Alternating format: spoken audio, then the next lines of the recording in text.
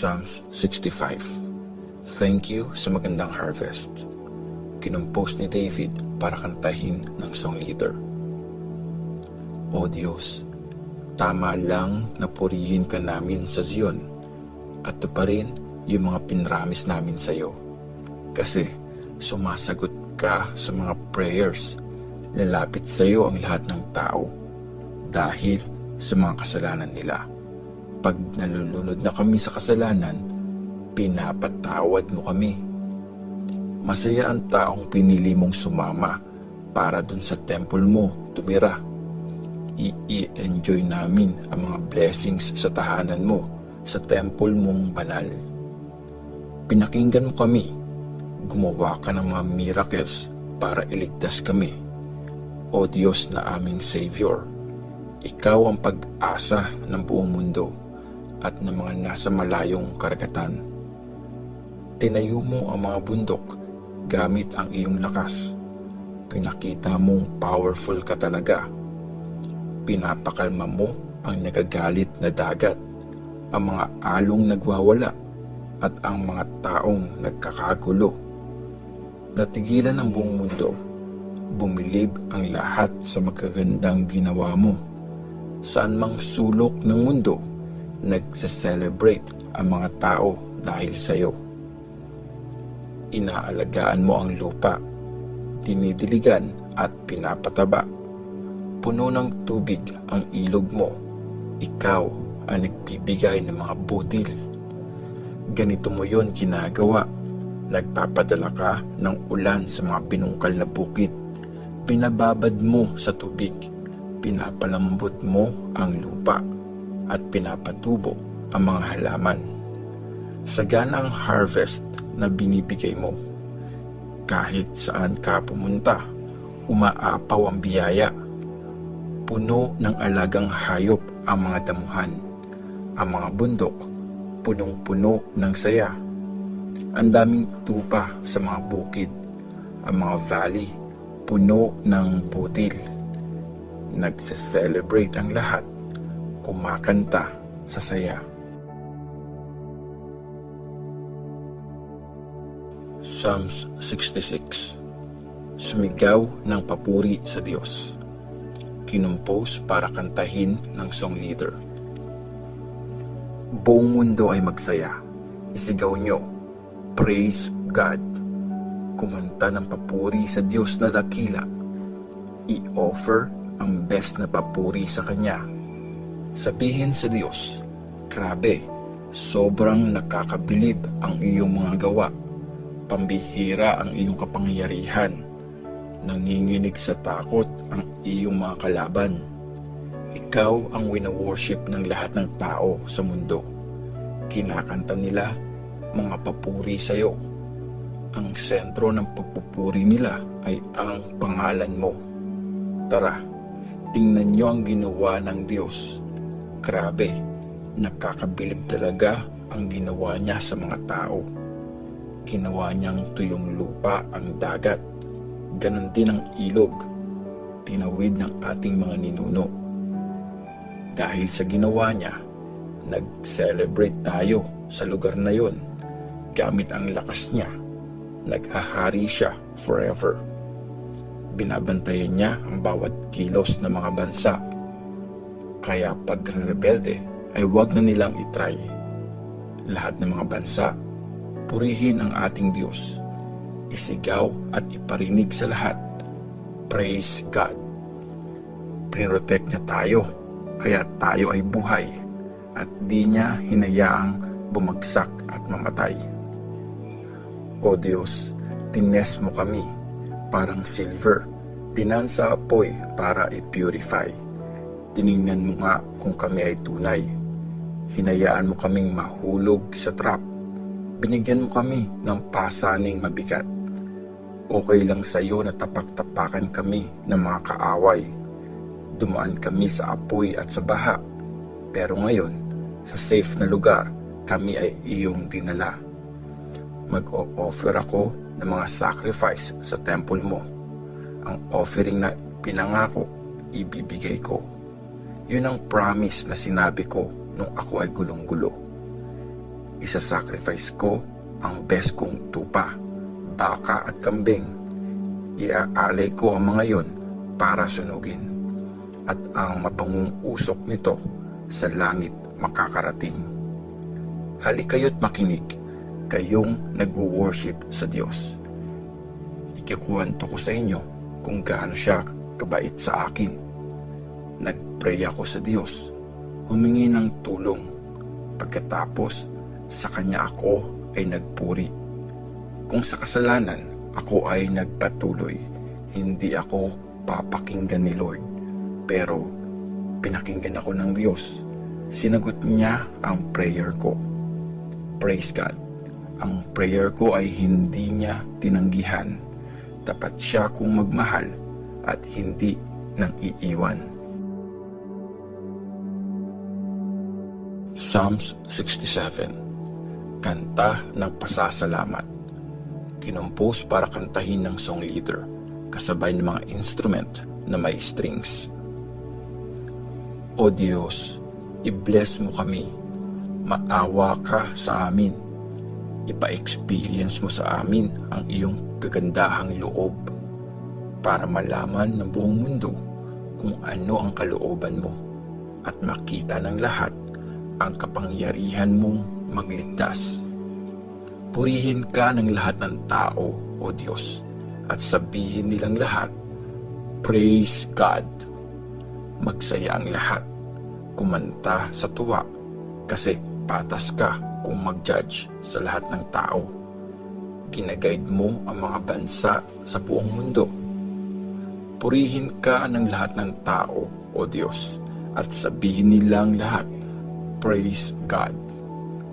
O Diyos, aming Diyos, sobra mo kaming blines. Napakaganda ng aming harvest. Pagpalain pa tayo ng Diyos, sambahin natin siya, lahat ng tao sa mundo. Psalms 68. Ang Diyos ang nagpanalo sa bansa. Kinompose ni David para kantahin ng song leader. Kumilos ka, O Diyos, guluhin mo ang mga kaaway para sila ay magsilayas. Yung mga galit sa iyo, wala nang magagawa kundi tumakas. Kung paano tinatangay ng hangin ang usok, ganon mo sila't itaboy. Kung paano tinutunaw ng apoy ang kandila, ganon din ang masama sa harap ng Diyos. Sila sana'y mawala. Pero ang mga matuwid, hayaan mo mag-celebrate. Sa harap ng Diyos, hayaan mo silang magsaya. Sobrang saya talaga. Purihin ang pangalan ng Diyos. Kantahan natin siya. Dadating siyang nakasakay sa mga ulap. Ihanda ang dadaanan niya. Siya si Lord. Purihin siya ng buong saya. O Diyos, ikaw na nasa banal mong tirahan, mga byuda ay iyong pinaglalaban, at sa mga ulila, ikaw ang naging magulang. Nagbibigay ka ng tahanan para sa mga nalulungkot. Pinapalaya mo ang mga bilanggo. Magandang future ang pinibigay mo. Pero ang mga ayaw sumunod sa iyo, ang bagsak sa desyerto. O Diyos, nung nilid mo ang iyong bayan, nung lumakad ka sa gitna ng desyerto, nayanig ang lupa, bumuhos ang ulan. Nung dumating ang Diyos ng Sinai, nung dumating ang Diyos ng Israel. O Diyos, sa iyo nang galing ang saganang ulan na bumuhay sa lupang nauuhaw. Doon mo pinatira ang iyong bayan at nag-provide ka sa mga nangangailangan. O Diyos, ang bait mo talaga. Nag-uutos ang Panginoon. Maraming babae ang nagbalita nun. Tumatakas sila. Tumatakas ang mga hari at kanilang mga army. Lahat ng naiwang yaman, mga babaeng nasa bahay ang naghati-hati. Kahit yung mga nagstay lang sa kulungan ng mga tupa, nakakuha ng kalapating gawa sa silver, ang pakpakay gold na makinang. Nung kinalat ng makapangyarihang Diyos ang mga hari sa bundok ng Zalmon, para silang snow na nagkalat sa lugar na yon. Ang ganda ng bundok ng Bashan. Grabe, ang taas, maraming tuktok ang bundok na ito. Pero bakit sa laki ng bundok na ito, naiinggit pa rin siya doon sa bundok na pinili ng Diyos para maging tirahan niya? Yun nga ang magiging tahanan ni Lord forever. Dumating ang Panginoon galing sa Sinai papunta dun sa holy place, kasama ang maraming malalakas na chariots. Ang dami talaga. Umakyat siya sa bundok, kasunod ang mga bihag. Tinatanggap niya ang mga regalo kahit galing sa mga nagrebeldeng tao. Sa lugar na yun, titira si Lord na ating Diyos. Praise the Lord! Araw-araw niyang binubuhat ang mabibigat nating pasanin. Siya ang Diyos na nagliligtas sa atin. Ang Diyos natin ay Diyos na nagliligtas. Siya si Lord, ang ating Panginoon. Nire-rescue niya tayo para di tayo mamatay. Siguradong babasagin ng Diyos ang ulo ng kanyang mga kaaway. Dudurugin niya ang bungo ng mga ayaw tumigil sa paggawa ng masama. Sinabi ng Panginoon, ibabalik ko ang mga kaaway mo mula sa Bashan. Ibabalik ko sila mula sa ilalim ng dagat para ilusong mo sa dugo nila ang iyong mga paa at kainin ng mga aso ang bangkay nila. O Diyos, nakikita ng lahat ang parada ng iyong tagumpay, ang pagpasok ng Diyos na aking hari sa holy place. Nasa unahan ang mga singers, sa likod naman ang mga musicians. Nasa gitna nila ang mga babaeng nagatamburin. Purihin niyo ang Diyos, lahat ng sama-samang nagwo-worship. Buong lahi ni Jacob sumigaw ng Praise the Lord. Mauuna si Benjamin, ang pinakamaliit sa mga tribo. Kasunod ang mga leader ng Judah at kanilang grupo. Mga leaders ng Zebulun at ng Naphtali ang sunod dito. O Diyos, ipakita mo sa amin na powerful ka. Ipakita mo ang iyong lakas, gaya nung kami ay iyong niligtas. Dahil sa temple mo sa Jerusalem, mag-o-offer sa iyo ng mga regalo ang mga hari. Sawayin mo yang Egypt, yung mabangis na hayop na nasa damuhan. Ganon din ang mga bansa, silang mga toro kasama ang mga anak nila, hanggang mapasuko mo sila at mag-offer ng silver sa iyo. Itapon mo sa iba't ibang lugar ang mga taong mahilig sa gera. Dadating ang mga taga-Egypt na may dalang bronze. Yung mga taga-Ethiopia magtataas ng kamay para mag-pray sa Diyos. Kantahan nyo ang Diyos, mga kaharian sa mundo. Kantahan nyo ng mga papuri ang Panginoon. Purihin ang Diyos na naglalakbay sa langit, yung langit na nilikha niya. Pakinggan nyo ang kanyang boses, ang dagundong ng sigaw niya.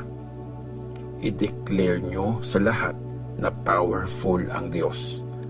Sa buong Israel, naghahari siya.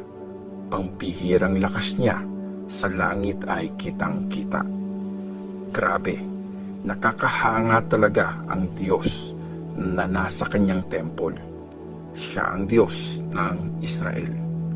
Sa kanya galing ang lakas at kapangyarihan ng bayan niya. O Diyos, purihin ka.